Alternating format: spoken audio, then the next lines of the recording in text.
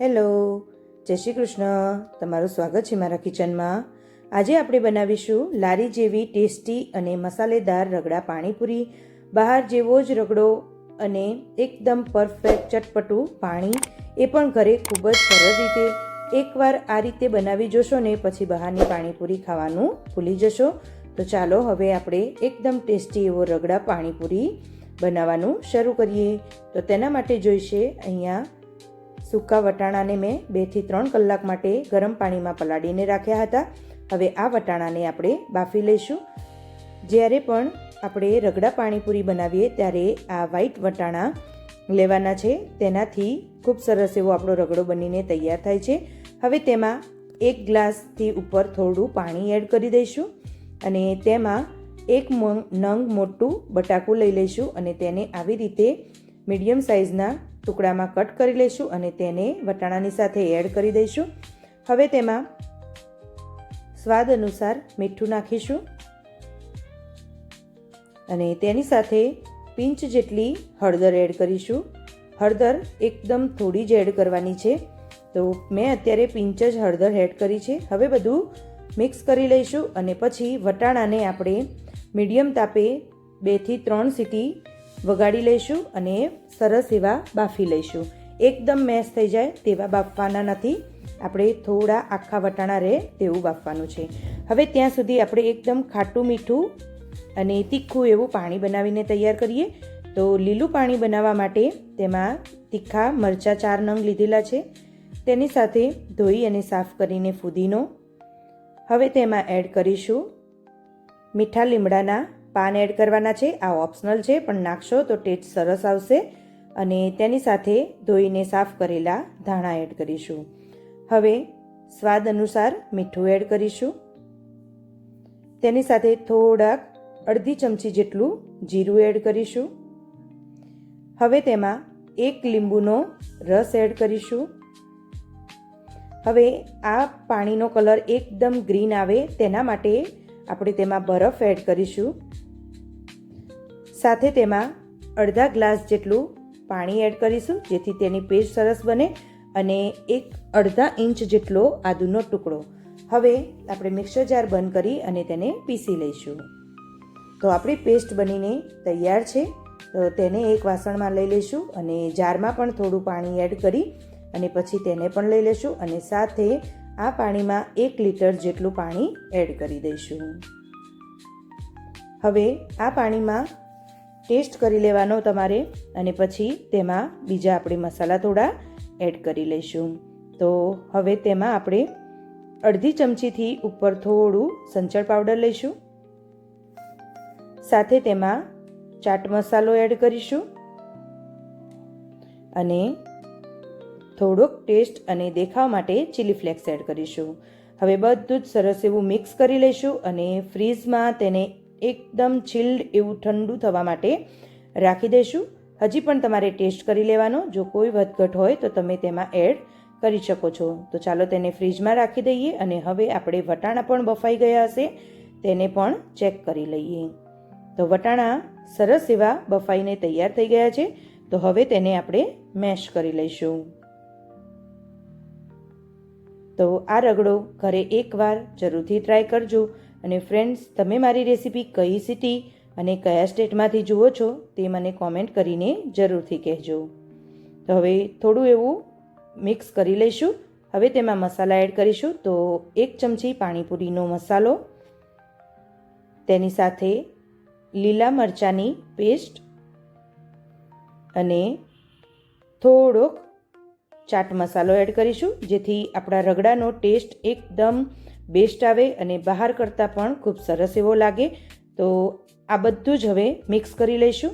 જ્યારે વટાણા અને બટેકા ગરમ હોય ત્યારે જ આ વસ્તુ કરી લેવું. તો તમારે જ્યારે પણ તમે આને સેટ કરો તો ત્યારે તે સરસ એવું સેટ થઈ જાય. અને જો ઠંડુ હશે તો તે આપણા જે પેનમાં આપણે સેટ કરવાનું છે તેમાં સેટ નહીં થાય. હવે એક પેન લઈ લઈશું. અત્યારે મેં નોનસ્ટિક પેન લીધેલું છે અને તેને તેલથી ગ્રીસ કરી લઈશું, કે જ્યારે આપણે ગેસ પર તેને ગરમ કરવા રાખીએ તો તે નીચે વધારે ચોંટી ન જાય. હવે ગ્રીસ થયેલી પેનમાં આપણે રગડા માટેનું બેટર જે તૈયાર કર્યું છે તેને ગોઠવી લઈશું. આપણે જે લારીમાં જોઈએ છીએ તેવી જ રીતે સેમ ગોળ સાઈડમાં ગોઠવી લઈશું. મારું પેન થોડું મોટું છે તો મેં વચ્ચેની સાઈડ એકદમ સરસ એવું શેપ આપી દીધો છે. તો આવી રીતે હવે હાથથી થોડું ટચ કરી અને પછી તેને ગોળ શેપ આપી દેવાનો છે. તો જ્યારે આ રગડો બનતાની સાથે જ બધાને ખાવાનું મન થઈ જાય એવો રગડો બનીને તૈયાર થશે. તો આપણે બેઝ તો સરસ એવો બનાવી લીધો છે. હવે તેના પર આપણે થોડું ડેકોરેશન કરીશું. તો મેં અત્યારે ટામેટાની સ્લાઇસ લીધી છે, તેને ચારે બાજુ આપણે ગોઠવી લઈશું. તમે કોઈ બીજું ડેકોરેશન કરવું હોય તો પણ કરી શકો છો. હવે તેની સાઈડમાં મરચાંની સ્લાઇસ પણ ગોઠવીશું અને તેને પણ સરસ એવું ડેકોરેશન કરીશું. તો રગડો એટલો ટેસ્ટી બનશે ને ફ્રેન્ડ્સ કે તમે બહારનો રગડો નહીં ખાઓ અને ઘરે જ ખાશો. હવે ઉપરથી થોડા ચીલી ફ્લેક્સને સ્પ્રિંકલ કરીશું અને લાસ્ટમાં આપણે તેના પર ખૂબ બધા એટલા ધાણા એડ કરીશું. તેનાથી દેખાવ તો ઓર સરસ આવી જશે અને ખાવામાં પણ ધાણા આવશે તો ટેસ્ટમાં પણ ખૂબ સરસ એવા લાગશે. હવે રગડા માટેનું બેઝ આપણે સરસ એવું બનાવીને તૈયાર કરી લીધું છે. આપણું પાણી પણ તૈયાર છે, રગડાનો બેઝ પણ તૈયાર છે અને પૂરી આજે મેં ઘરે જ બનાવેલી છે. જો તમારે પૂરીનો વિડીયો જોઈતો હોય તો હું ડિસ્ક્રિપ્શન બોક્સમાં મેં લિંક આપી છે, ત્યાં જઈને તમારે જોઈ લેવી. હવે રગડા માટે આપણે જે પ્લેટ બનાવીને તૈયાર રાખી તેને ગેસ પર લઈ લઈશું અને એકદમ ધીમા તાપે ગેસ ચાલુ કરી દઈશું. હવે વચ્ચેના ભાગેથી થોડું થોડું બેટરને વચ્ચે આપણે રગડો બનાવવા માટે તૈયાર કરી લઈશું. તમારે જેમ જેમ રગડો બનાવવાનો હોય એમ એમ એટલું બેટર લીધે જવાનું છે અને પછી તેનો રગડો બનાવી લેવાનું છે. તો હવે આપણે થોડું એવું બટેકાનો માવો વચ્ચે લઈ લીધો છે. હવે એકદમ ચીલ્ડ એવું ઠંડુ પાણી, આપણે જે પાણીપુરી તીખું ને ખાટું મીઠું પાણી બનાવીને તૈયાર કર્યું છે તેને આપણે અંદર એડ કરીશું અને સાથે થોડું આવી રીતે ક્રશ કરતા જઈશું અને મિક્સ કરતા જઈશું અને રગડો એકદમ ટેસ્ટી ગરમા ગરમ બનાવીને તૈયાર કરીશું. હવે આટલું થઈ ગયા બાદ તેમાં આપણે થોડા મસાલા એડ કરીશું. તો પહેલાં થોડો ચાટ મસાલો એડ કરી લઈશું અને પછી તેમાં જે કાળા ચણાનો બટાકાનો આપણે માવો બનાવીએ છીએ તેનો જે મસાલો આવે છે તે પણ એડ કરીશું.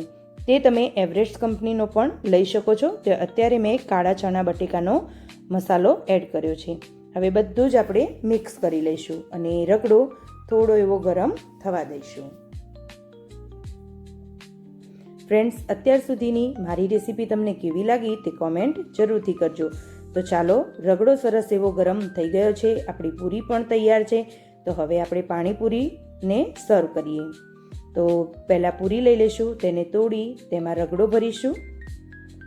અત્યારે 2 રીતથી બતાવું છું, તો તમે કોઈ પણ એક રીતથી કરી શકો છો અને હવે પાણી ભરી અને ડાયરેક્ટ તમે સર્વ કરી શકો છો.